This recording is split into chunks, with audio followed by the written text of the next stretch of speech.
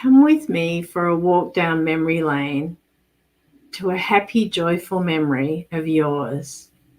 You're welcome to close or lower your eyes if that is comfortable for you, but I'll invite you to savor the moment of your happy, joyful memory.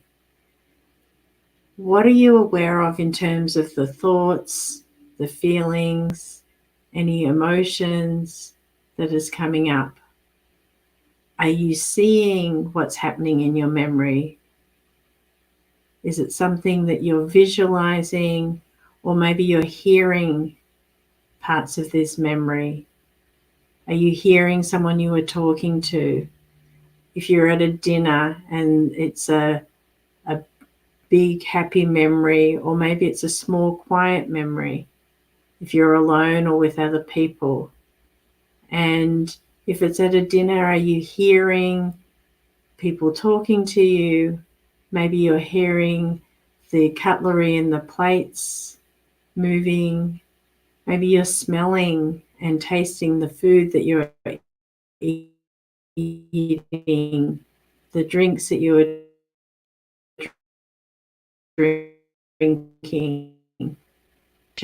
You might smell the fresh, you might smell the sea air, or remember sea spray, the feeling of that on your skin. Or if you're out having a hike, you might be hearing the crunch of the path beneath your feet, or the wind rustling through the leaves. And are there smells, tastes? What senses are being evoked here as you savor this moment? And when you're ready, I'll invite you to come back into the room.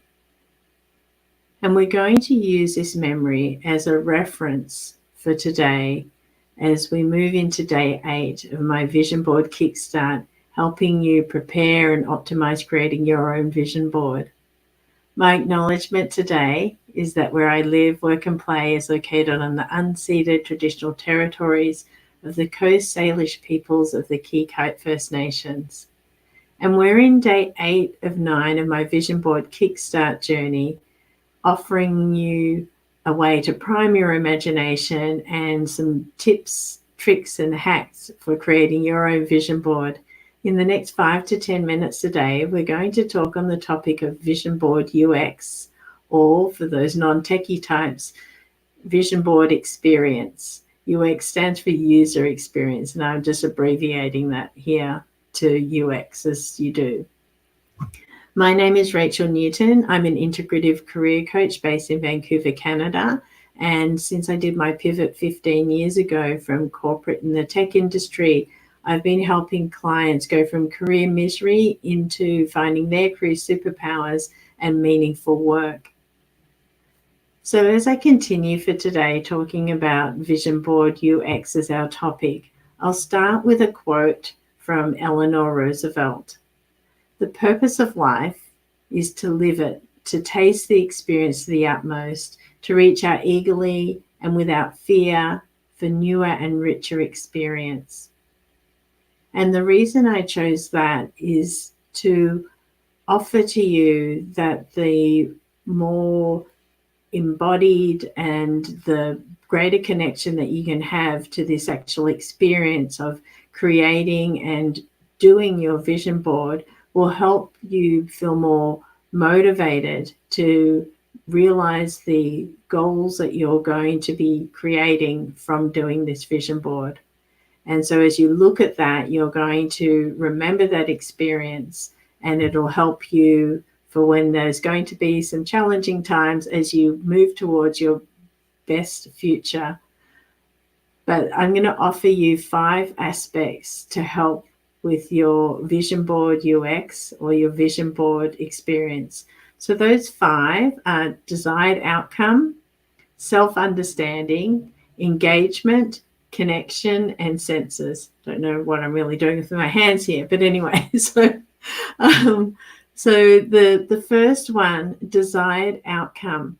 So I've spoken over the past 7 days in regards to having clarity about your objectives, and the clearer that you can be about that, And this is part of the process of putting your vision board together. But the more clarity you can have about that, then you're going to be able to create those steps and have a plan and a roadmap for you so you can actually implement and execute what you want to create your best future.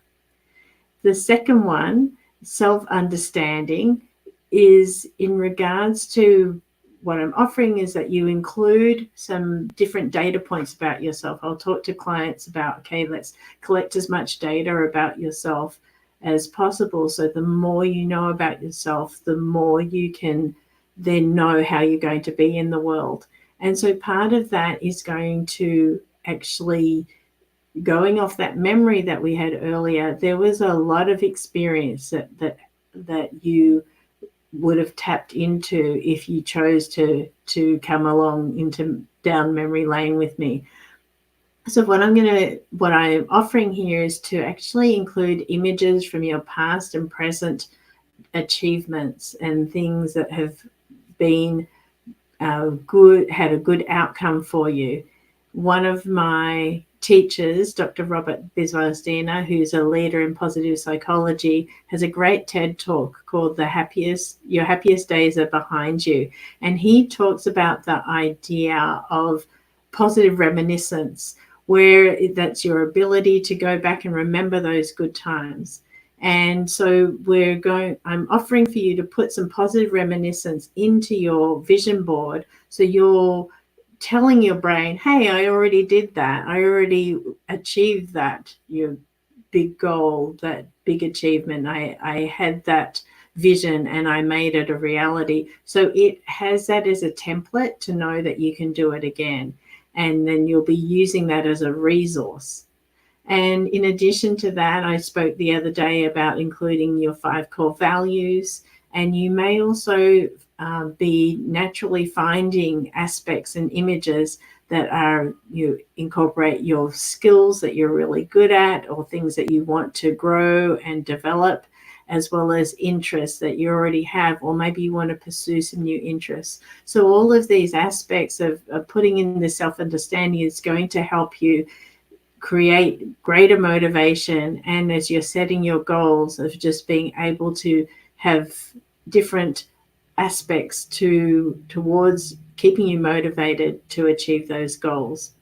So number 3, engagement. And so the engagement is like also to do with interaction. And so is this going to be a solo pursuit?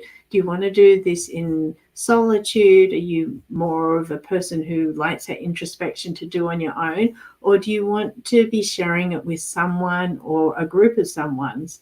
So whatever it is, it's going to be fun for you and make it a good and positive experience. And to be able, I like the saying, sharing is caring, that some of you who know me would have heard me say. So whatever it is of how you're going to do that, and during the process of making your vision board, but also afterwards, to how are you, like, do you want to share it with someone or a group of someone's, and discussing and talking about it through the process and then after the process.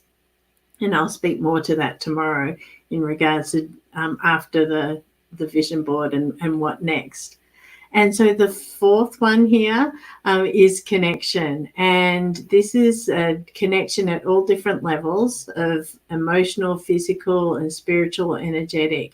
And so the emotional connection, again, going back to our memory lane experience, there were feelings that came up for you, emotions that were evoked. And so being able to bring that into, as you're making your vision board, about what emotions are coming up for you, what will you remember as you look at that vision board as a roadmap to your future, and creating that best future for yourself.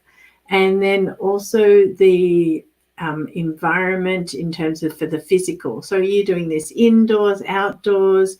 Are you doing it in your home, and are you doing it in a different space altogether? Is it physical or virtual? Of just creating that space, and it can be like a simple space just at your desk, or maybe you want to spread out a little bit more, maybe you've got a garage that you can do it in. So whatever sort of space that is, and thinking about the environment. And are you going to, like I was talking earlier about making it engaging and fun, and you might want to have some music playing and like your favorite drink and some snacks. So just like creating all of that to make it really comfortable for you. And then also in terms of the spiritual or energetic of just, and this also goes with like physical too, of just like doing some movement to go with that, or just like, maybe there's some movement you want to incorporate that into that. And I'm a qigong person, but a lot more people are familiar with yoga. Maybe you're a tai chi person, and also maybe you might want to take a moment and do some journaling with it, or meditate on different aspects.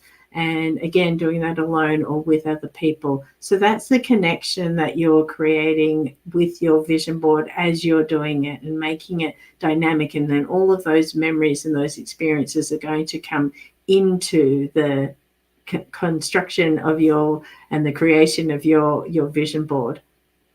5 senses, and there are 5 senses. Some would argue maybe there's 6 senses, but for all intents and purposes, so the point number 5 for our 5 aspects of experience, or 5 aspects of UX in regards to our vision boards today, including the senses. So your vision, your listening, your auditory, your kinesthetic and your feeling, your taste and your smell. But then also, as I said about the sixth sense, we might say something like intuition as an example of just like, what's that gut feel that you're experiencing? So without getting too woo-woo, but just like, how are your senses being represented and being used? It could just be for it being 2-dimensional and virtual, talking about that way, or are you, as you're doing the cutting and pasting, if you're actually using a physical board? Or the other day I talked about putting some extra different tactile things into your vision board. And so the senses are just that's all in the materials as well that you're using. And so I'd invite you for that. If you're an auditory person, you might want to associate a song to go with it. Or maybe you're a creative person who might like to take a picture of it and then put some music to it. And so you've got a picture of your vision board, and then your favorite song, or some sounds that are really create happy feelings for you, all of that dopamine and oxytocin and so forth.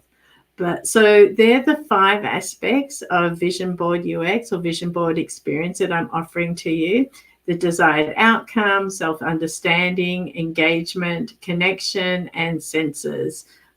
I really have to work out what I'm doing with my hands here. But in any case, as we finish up today, I hope that you'll consider integrating these elements into your vision board. Maybe I've inspired you to think of some of your own elements, but it'll make it more memorable. It'll make it more evocative for you, and more resonant in terms of bringing that connection in when you think about it and when you're looking at your vision board.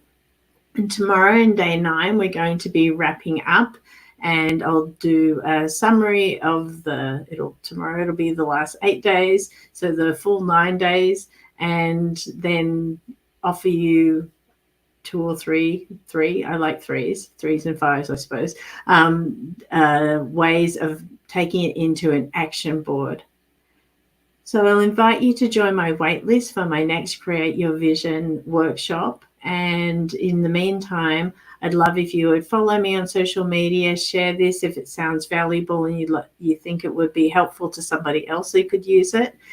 And if you're needing support one-on-one in terms of career coaching, or would like to join me for any future events online or in person, then I'd love to see you there. My name is Rachel Newton, and I can't wait to hear how you create your vision to work your dream. Thank you. We'll see you tomorrow.